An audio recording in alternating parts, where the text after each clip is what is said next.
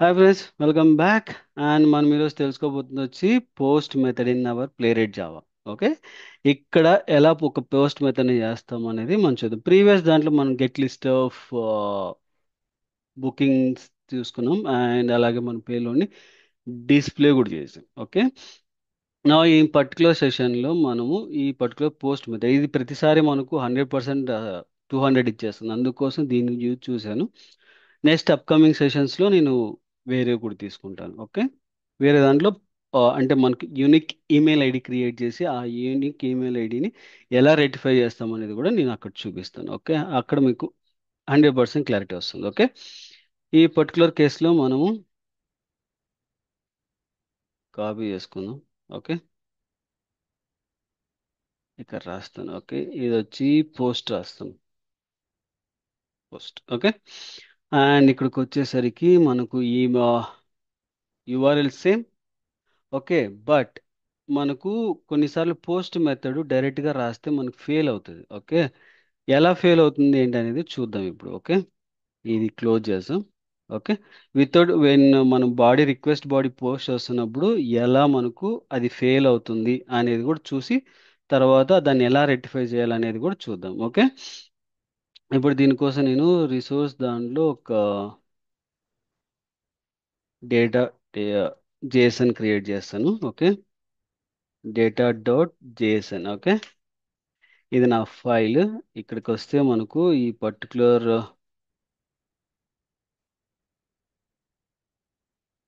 ఇది మన payload. Okay, save చేస్తున్నాను. ఇక్కడికి తీసుకొద్దాం. ఓకే, ఈ పర్టికులర్ దానికి మనం ఇక్కడ post method.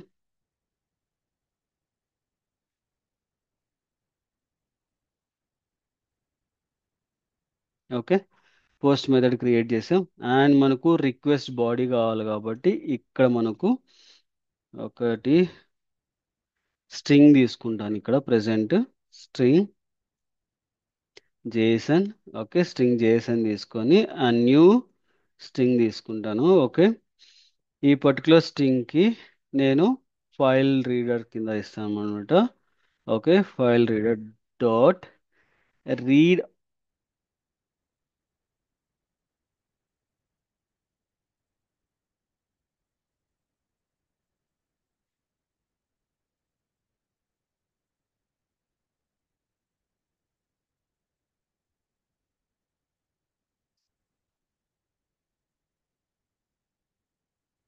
Okay, file reads dot read all bytes format అనమాట.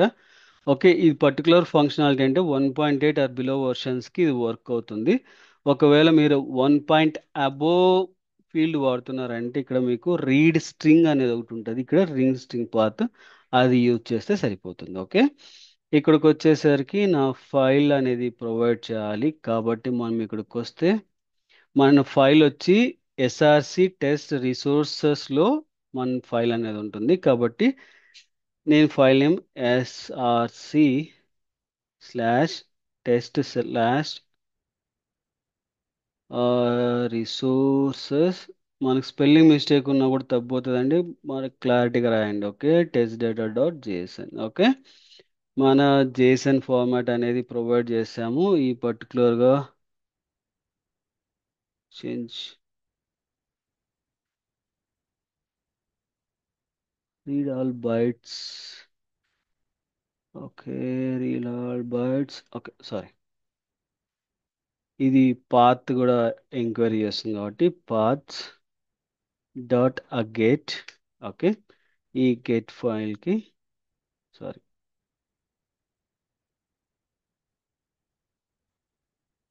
అండ్ ఇది ఎక్సెప్షన్ యాక్సెప్ట్ చేస్తుంది కాబట్టి through exception file not found ఎక్సెప్షన్ని full చేస్తాము. ఓకే, తర్వాత ఈ పర్టికులర్ దాంట్లో మనం పోస్ట్ మెథడ్ ప్రొవైడ్ చేసాం. బట్ పోస్ట్ మెథడ్కి మనము రిక్వెస్ట్ బాడీ అనేది కూడా ప్రొవైడ్ చేయాలి కాబట్టి ఇక్కడ కామా ఎంటర్.